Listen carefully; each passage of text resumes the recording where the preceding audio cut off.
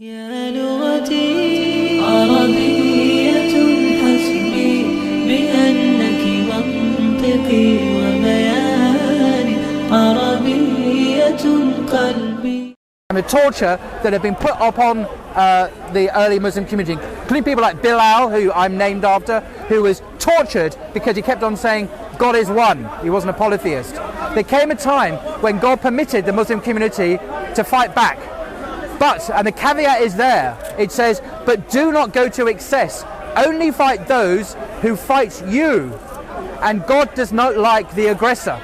You cannot just start, if you're going to take a verse in the Quran, you've got to take all the verses in the Quran. You can't cherry pick out of context. I can do that in the Bible. I can say to you, is there a verse in the Bible that says there is no God? Yes or no? There is a verse in the Bible that says there is no God. Am I therefore to conclude the Bible is a book of atheism? No, because I'm cherry picking. You've got to take all of the verses of the Quran and this is... Where does it say there's no God in the Bible? In one of the Psalms. It says the fool. It says the fool says in his heart there is no God. Oh yeah, it does. But I'm cherry picking. Yeah, because you can. You can cherry pick. Silly argument. The fool says in his heart there's no God, which means there is a God. But you're turned it around completely on its face. I'm trying to illustrate that cherry picking is a dangerous thing to do. You distort the scriptures. Now, it's something that Christians often forget when it comes to the Quran.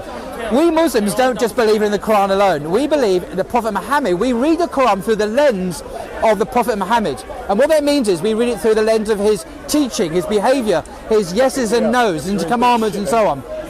If you're going to be abusive, I'm just going to walk. If you judge it by his behaviour, you're in trouble, aren't you? If you're going to be abusive, I'm going to walk. So try and... Okay, I've agreed to debate, to discuss with you. I'm just saying, if you're judging it by morals, Muhammad's actions, you're in trouble. No, I'm actually on very safe ground. Are you? Let me give an example. Let's talk, for example, about the Manchester terrorist attack that happened last week, I think it was. He said yes or no. We know from the teachings of Prophet Muhammad and multiple authentic hadiths that it is completely forbidden to kill children, babies, young people, women, monks, priests, anyone who is not part of an army that is in conflict with you. It is completely unaccepted in Islam to kill any innocent people. This evidence is so multiply attested in so many sources as to be beyond dispute. So when people claim in the name of their religion, so what happened in Manchester, and the guy, I think there is a connection between what happened in Manchester and what we're doing when we're bombing the shit out of the Middle East. We're bombing Iraq, we're bombing Syria, we're killing countless women and children. Just 2 days ago in The Independent, it said that hundreds of civilians have been killed that day in Mosul, in Iraq, innocent women and children. Some people are going to get so angry and so incensed by what we're doing in these countries, they're coming over here and they do the same shit to us. It's called blowback or quid pro quo. Now there's nothing Islamic about it. They may call themselves Muslims, but hey, the Ku Klux Klan call themselves Christians. That's why they burn crosses, to broadcast the cross of Jesus to the Negro. They call themselves Christians. Do you say, well, they've got to be Christians? They call themselves Christians. They may attack people. Of course they're Christians. They say, look at the Bible. Genesis chapter 6, where it talks about the sons of Ham. We can go to a different story, who those sons of Ham are. They're the black slaves who to be ruled over by the white man, according to the KKK. It's not a bollocks, but that's what they say, yeah? So when you get some incensed Muslim who commits an atrocity on our grounds, because he is incensed by our bombing the shit out of their countries, and you come along to Muslims here and say, well, your Muhammad would have supported that. I say, you don't know anything about Islam at all, or human beings, or politics, or what we're doing in the world. And the people that are actually doing it would say that you know nothing about Islam. They can say that. Well, that's what they would say. These people that hold up the Quran as they do these acts will say, you know, you've got it wrong. Have you noticed these people in France, in Germany, in Britain now? Have you noticed their background?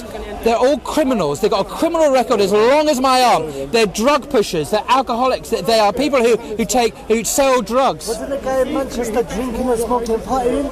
Yes, he was drinking, smoking. He was involved with drugs as well. In Canada as well? than the gay. They all were. The guy who was hanging around in gay bars, drinking alcohol, picking up men. 11 people, they were supposed to be boozing the night before. What these so-called Muslims need is more Islam, not less. They need to take the Prophet Muhammad's teaching with utmost seriousness, not to not follow it, because Muhammad said clearly, do not harm these people. These people are going straight to hell. Straight to hell. Yeah, that's the teaching of Islam. See, these idiots who are drug pushers, petty criminals, who are, they're not pious people. They're not people who've read the Quran and studied it in Arabic, who pray 5 times a day, who fast in Ramadan, who are good to their parents. These are criminals who want their moment of glory by killing people. They're sickos. They're not following Islam. Okay.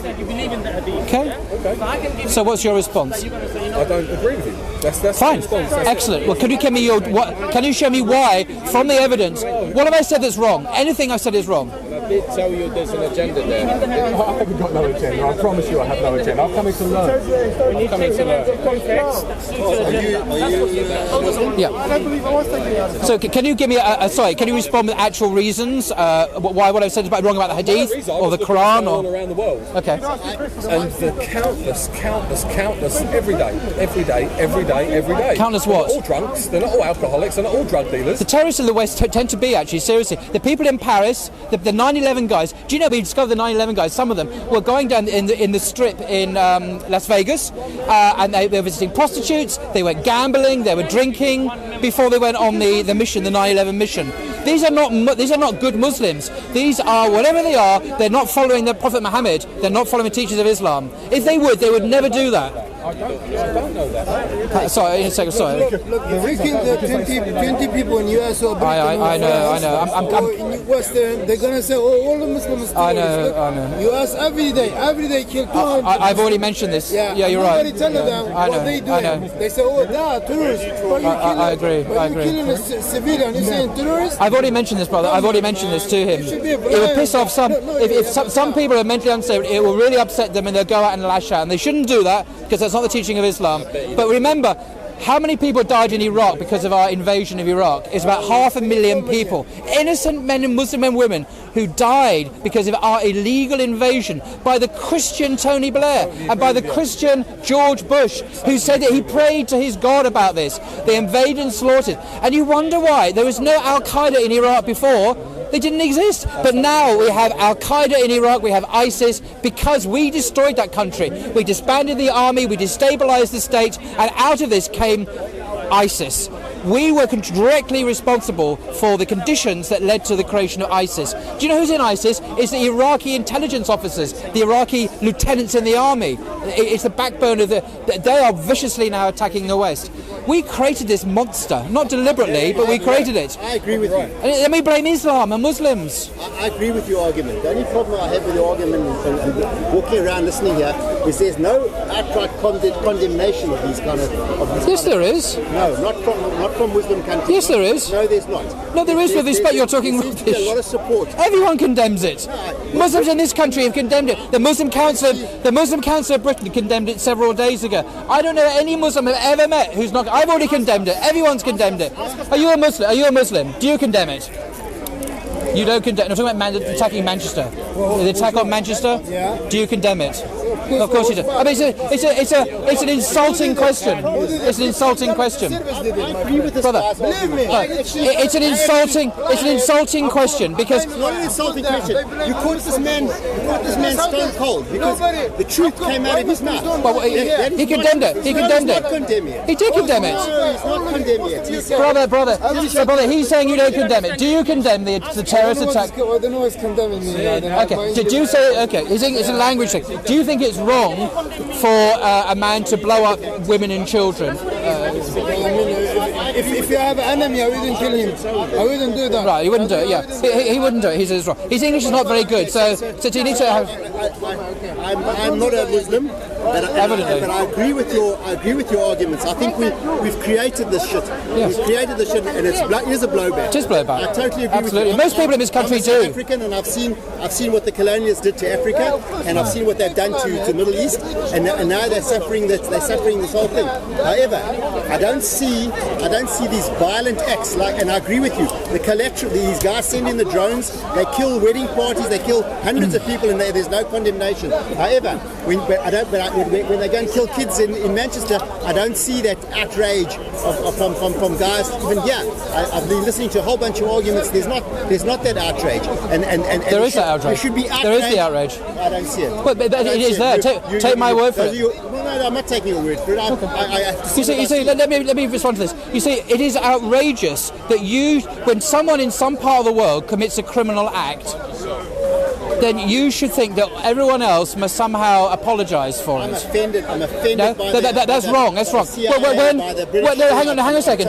When Christian leaders in the West, like Tony Blair, or like excuse me, let me finish. When Christian leaders in the West, like George W. Bush or Tony Blair, who were openly Christian, when they bomb the shit out of Muslim countries, excuse me, let me finish. I don't go around Christians in my local church saying, Mr. Vicar, I want you to condemn what your fellow Christian George W. Bush in another part of the world has done. I don't go to the Pope and say, look, Pope, I insist you condemn it. This is outrageous. We don't think like that. No one does that. But when it comes to Muslims, somehow we're personally involved and personally responsible for what a nutter, a terrorist does. I'm sorry, we don't have to apologise. It has nothing to do. It has nothing to do with me at all. And it is offensive for you to even suggest that I should get outraged. I was outraged, by the way. That I should somehow condemn it. Why should I condemn a terrorist outrage? Of course I condemn it. Everyone condemns it. But you're picking on Muslims. Yes, you are. No, I hear. Well, there seems to be a predominance of Muslims here. And I see. So, do you get the point here? It is offensive and inappropriate to ask Muslims to apologise for a crime that violates every tenet of their religion. Why should we apologise for it? I ask people on this planet, including Jews, Christians, Muslims, anybody. But you ask them to apologise, do you? Just because of humanity. No, you don't. It's Muslims who are picked on. Only Muslims. Well, that's what you say. It's true. Just the other day, America acknowledged killing 105 civilians in Mosul, trying to get 2 snipers. But what was the reaction? It was probably a side note in a newspaper. Exactly. Nothing. I agree with you. And that is the biggest hypocrisy. And then as soon as a few people are killed, well, we're not going to ask you to condemn that. The life of Europeans and Americans are different value in this planet. Anybody that comes from the Middle East or Africa, you have no value. No value. I agree with you. I'm on the same side as you. Okay, but the thing, that's not the problem. The problem is though, it's the reaction to these things. It comes and I want everybody to be outraged by it, but the thing including this guy. Yeah, but people who doesn't seem to be outraged. Well, I think you're being very arrogant and you're behaving inappropriately. No, but he's trying to be. I think you're behaving You're not able to hold inappropriately. that argument, so Yeah, goodbye. I'm not talking to you anymore. You're being very offensive. يا لغتي